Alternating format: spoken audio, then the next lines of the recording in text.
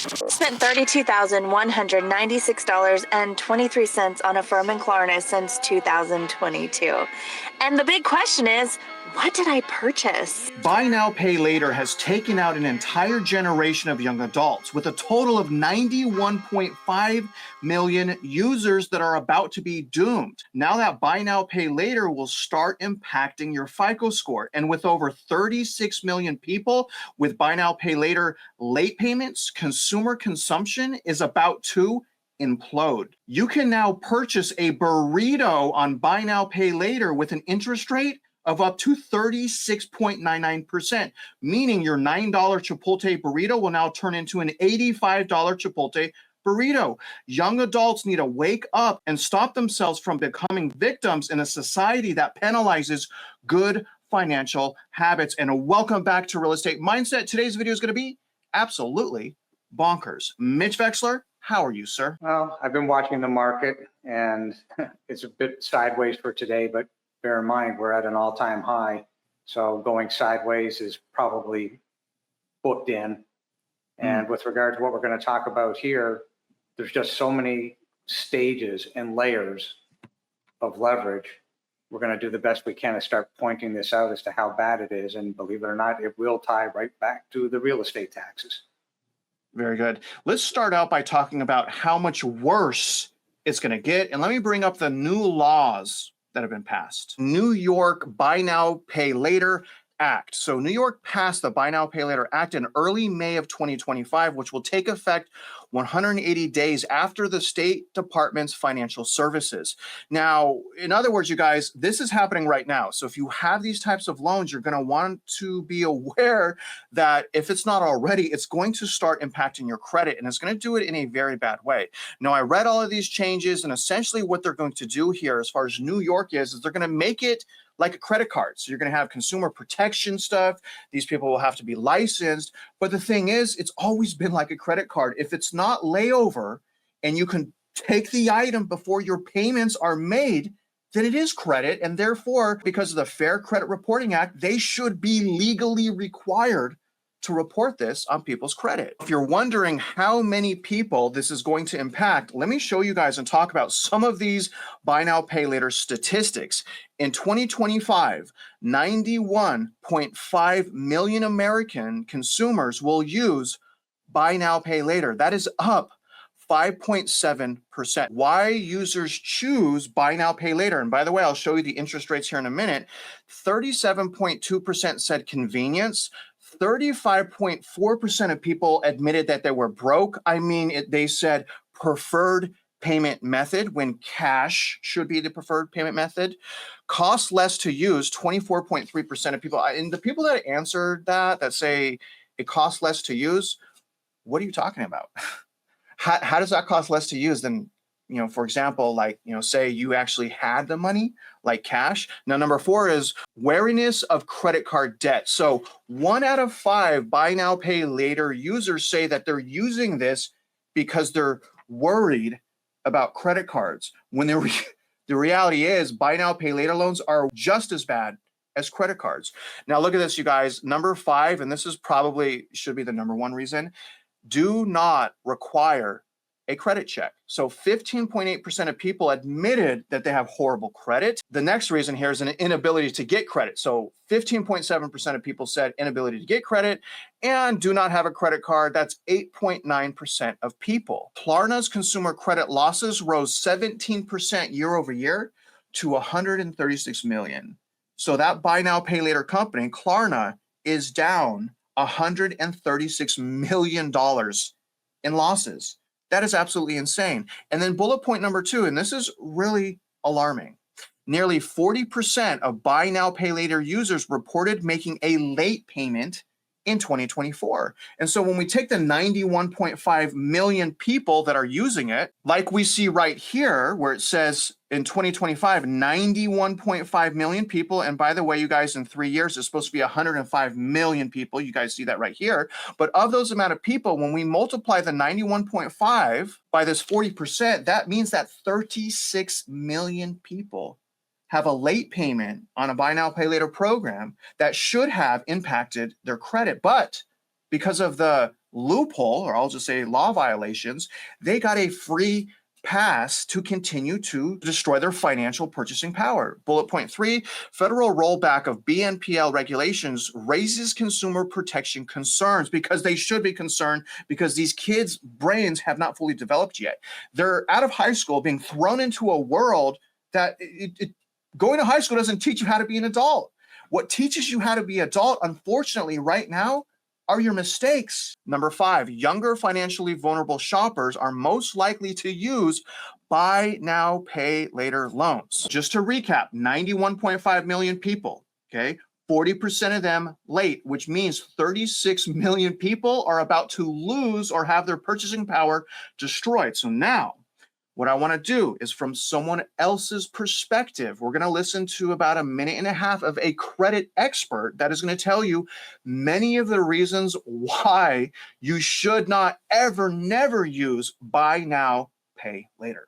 Listen to this. And what we're actually seeing is that buy now, pay later is now going to be implemented with food delivery services. While I am not adverse to it, my concern, especially as a credit specialist and someone who likes to forewarn the public about what damage could be caused by these types of programs, having this hit your credit report in a positive way, well, that's great. And we can talk more about the credit side of things. But if it hits in a negative way, that's where we're going to see some pretty large catastrophe. And when you are essentially going out and you're financing things, like, you have to ask yourself this question: I'm financing food delivery.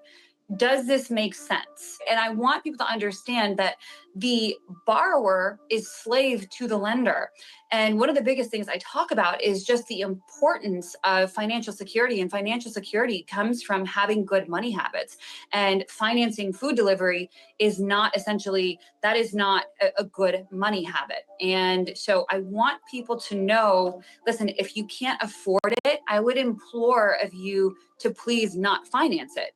Find another way, find another method, find another solution, because it's going to end up keeping you a slave to your debt. And if there's interest attached to it, my goodness gracious, do not get me started on interest. I mean, oh my gosh, what a nightmare. You know, your $20 pizza ends up costing you $100, you know, like, that's insane. The one thing I forewarn people about, especially being in the industry that I'm in, is just be aware that if life happens and you end up defaulting on this, it's a cyclical effect, and it will have a compound negative effect on you. So I want people to be aware that this is going to hit your credit report, and you need to make sure that you set it and forget it. Put everything on auto pay. I always say, my mentor says, an ounce of prevention is worth more than a pound of cure. So you need to know, right, when these hit your credit report, you have to pay them on time. And a lot of people just think, oh, it's a missed payment. How bad could it be? I'm like, how bad it could be is it stays on your report for 7 years. She had some pretty good advice, but I would say 100%, if you want to be financially responsible, you should not be using buy now, pay later. And so, Mitch, I have a question for you. Do you agree with what she said when she said you should set it and forget it? Or do you think that people should not be setting and forgetting their buy now, pay later, and that they should keep those horrible, toxic debts at the forefront of their mind so they don't let the mistake happen again? And maybe that's a loaded question, but would you go ahead and answer that, and any other comments on any of the awful statistics that we went over?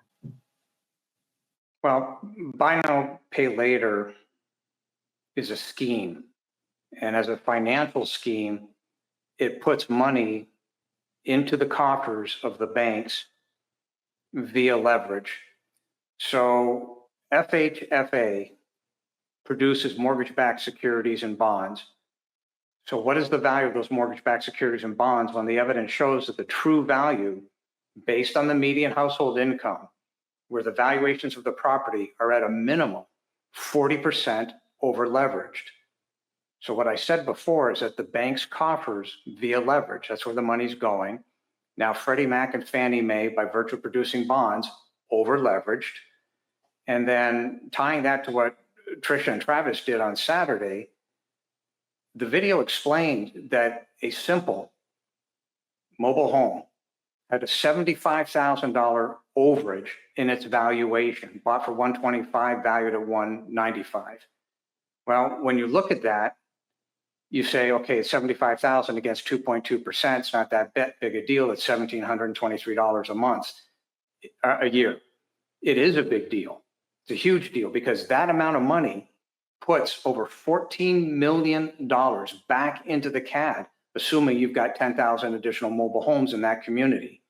Well, they take that 10,000. What do? They lever it up 20 to 1, or 14,000. They lever it up 20 to 1. That'll give you roughly 280 million. What do you have? Leverage. 3 layers of leverage. Then look at the US national debt. So on the US national debt, do you realize that the cost of keeping Jerome Powell employed for the next 7 months is over $1 trillion? Look at what the Federal Reserve has done. And by the way, that's a simple mathematical calculation. 1.8 trillion in deficit, divided by 12, multiply it by 7, over $1 trillion to keep him employed. The Federal Reserve should be shut down because this money is going to who at the Federal Reserve? Who does the Federal Reserve protect? The banks. 4th level of leverage. So leverage has a real cost to society. Compound that or raise it exponentially to the layer of fraud, and your equity is being stripped by the banks and the co-conspirators who violate the law. Every stitch of this money is a fraud and or going into the pockets of the banks directly via the leverage and the co-conspirators. Your equity is being stripped. The buy now, pay later is just one more mechanism. Yeah. And we're going to talk about like what happened. What were the chain of events that led to them doing what they're legally required to do, which is report a debt or credit to the credit reporting agencies.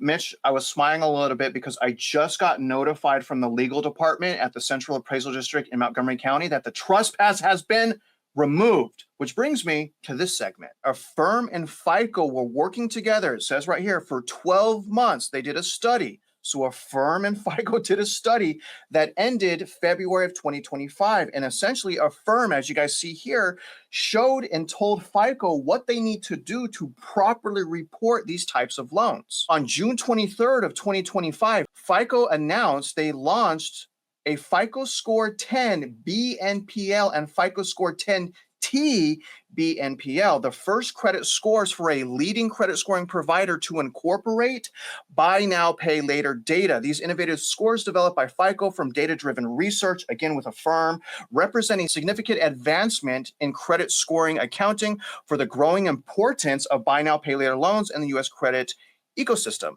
And this little comment right here just really grinds my gears because it's absolutely bonkers. Buy now, pay later loans are playing an increasingly important roles in consumer financial lives.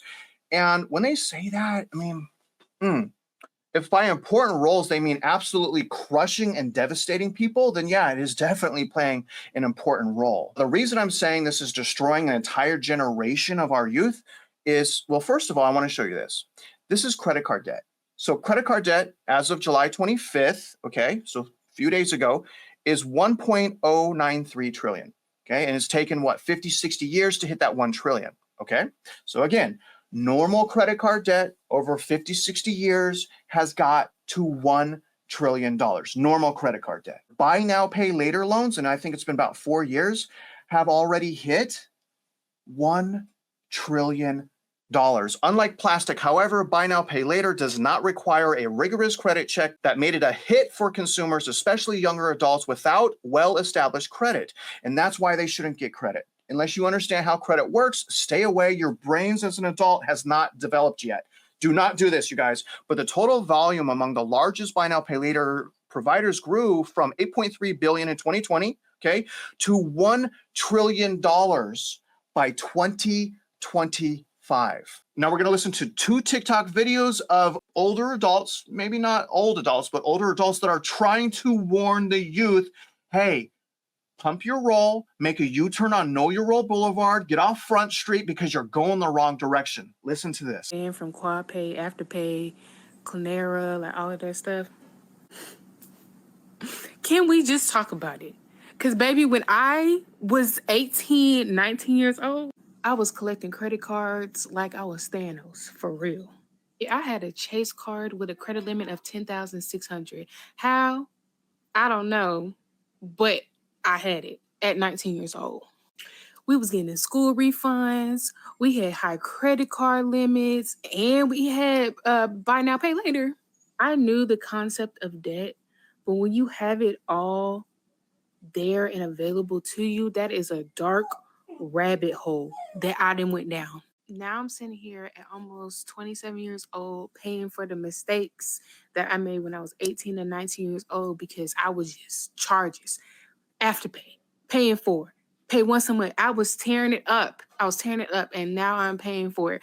I wish I would have never got a credit card. I wish I could just restart, because I literally touched so much money between grants with school, student loans, credit card debt, money for my job, money that was given to me, all of that stuff.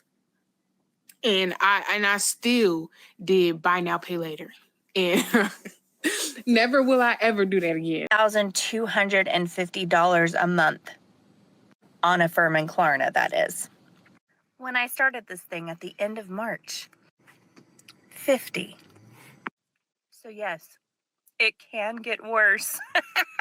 I really want to warn people about the pitfalls of buy now, pay laters. If you can do it responsibly, I mean, that's on you. I clearly could not do it responsibly. And will you think in your head, oh, $50 here, $15 here, but it all adds up and it gets out of control. And literally, I went viral for having 44 loans. And before that, it was like closer to 50. And I have it down to a little over 20 now, I believe. But I'm about to pay 8 off. I think it's 20. See, it's so hard to keep up with. And I know that you want it now. And sometimes you have to. Like, I've done groceries. I've done all kinds of crap on Affirm and Klarna. But it adds up. And then you are in a chokehold. And in some ways, it is worse than having credit card payments. It's crazy. $1,250 a month is what I was paying on Affirm and Klarna when I started this journey. That's crazy. We need to stop calling it buy now, pay later and start calling it layaway again. You put Chipotle burrito on layaway? We need to stop. We have a society that had frozen school loans. Okay, so they froze all those school loan payments for all these students and replaced those payments with buy now, pay later. Imagine how doomed these young adults are that are in both buy now, pay later, and the late payments are about to hit their credit, and they're drowning in school loans, and they can't find a job. Their entire financial life is ruined for probably the next decade unless something changes right now. So we have $1 trillion, Mitch, about to hit credit reports. $1 trillion about to get exposed. But my question is this. If it isn't layover, right? So layover is you got to make all the payments and then you get it. But if it isn't layover and you get the item before the payments are made, isn't that really just credit? Yes, it's credit. And people aren't taught from a young age how bad that type of credit or that type of weapon of mass destruction, because in reality, one of the greatest weapons of mass destruction the earth has ever known is compound cumulative interest. Weapon of mass destruction. The destruction is your destruction. If you're involved in any of these types of schemes, as I said in the beginning, to finance and help finance additional money that goes to the banks, only the banks are going to win, because that's what the compound cumulative interest does. It puts money in the hands of those who finance it. You're on the wrong side of the ledger. Mom and pop are on the wrong side of the ledger. And if you think that a new car depreciates fast, look at furniture, look at clothing, look at delivery fees, look at services. So what asset are you getting in exchange for your money when you spend your money? And if the answer is none, then why exactly would you be throwing your money down the drain? And this is what's not taught. And then you find this young lady who said she had over 40 loans, and you just want to go bury your head in the sand because you pretty well know what's coming. She's been able to dig out of it, but the truth of the matter is 95% of the population can't. Let's go over our ending statistics now, Mitch. And these stats that I'm about to go over with you are going to blow your mind, because this is really going to show you that the situation is even worse than what I've told you already. Look at this. 43% of consumers, okay, bail on purchases without buy now, pay later option, which means 43% of these consumers would not be drowning themselves in this very toxic debt if it wasn't a loophole. You guys, 43% of consumers bail. They leave if they don't have this trick layover toxic prison. That's absolutely crazy. And look at the market share here. I thought Affirm was the leading market share holder, but it's not. Klarna, okay, this is US market share. Klarna has 26.2% of total share. That's probably why they're losing $136 million. Afterpay's at 21.9. Affirm is actually number 3 at 19.3, but there's also PayPal. PayPal can't help themselves. They're at 12.3. Zip 6.5, Sizzle 3.4, Caffeine 2.5, Zibit 1.8, and other 2.2. For many consumers, buy now, pay later has emerged as a primary payment choice. This is so bad, you guys, to the extent that its unavailability could alter their purchasing decision. The obvious next question is fine, if they're doing this, with so many people doing it, does that mean they have a 1% interest rate? No. They don't have a 1% interest rate. Remember, you guys, this is not governed like credit cards yet. I'll show you where the interest is. You got to go to Klarna, and then you scroll all the way after the ads, after your estimated payment. You scroll all the way to the bottom in the small print. And I'm going to show you guys, this is absolutely crazy. Rate ranges from 0 to, okay, 35.99% APR based on credit worthiness. And I'm going to tell you guys, if you have great credit, you're not getting buy now, pay later. You're getting a 0% APR with 2% cash back because you get money back for having good credit. The cost of living is crushing people. I mean, imagine the psychological damage this is doing to an entire generation. They went to school expecting they can graduate with a job, right? But instead, they graduate with $100,000 in school loans and probably $30,000 of buy now, pay later. At least there's some people like that. Absolutely terrible society. Our society is tricking these people. And so, Mitch, I want to know whether or not you agree with that. Do you believe that buy now, pay later programs are destroying an entire generation of young financial awareness? Do you agree with that, or do you not agree with that? Maybe it's something else. 100%. So instant satisfaction has a real cost. When you go to a grocery store or Home Depot or Lowe's, and you're about to check out, you see candy bars on either side of where you're standing. So you're standing there as a captive audience, and you think, oh, what the heck, I'll just get a candy bar. Well, in reality, your brain has been taught for instant satisfaction. You buy the candy bar, you're satisfied. Here's the problem. Did you put that candy bar on your credit card? Would you have bought that same candy bar with a 30% markup had you have thought it through and said, well, I'm putting this on my credit card, I don't necessarily want to do that? Did you take the cash out of your pocket? No, of course not. So who got the money? That extra 24 to 30%? The bank. What did you get? Instant satisfaction. Did you get an asset? Nope. See the problem? Instant satisfaction has a real cost. Bottom line here, you guys, the time to decide whether or not you're going to get ahead or be a debt slave, that time to decide is right now. And there's two main things that you need to get ahead, okay? Number one, you need education. You need to educate yourself on whatever it is you want to do to invest or finances, whatever it is. Don't assume anymore if it has to do with your money. Number one, education. And number two, discipline. If you want to get ahead, you must sacrifice what you're doing right now. And the thing is, guys, is you start getting empowered by your obedience to your goals. If you don't believe me, try it and try to prove me wrong. Now, other than that, guys, I really hope you enjoy this video. Do not get yourself into debt. And if you're out there just investing in your life, you guys already know, we wish you luck and we hope you win.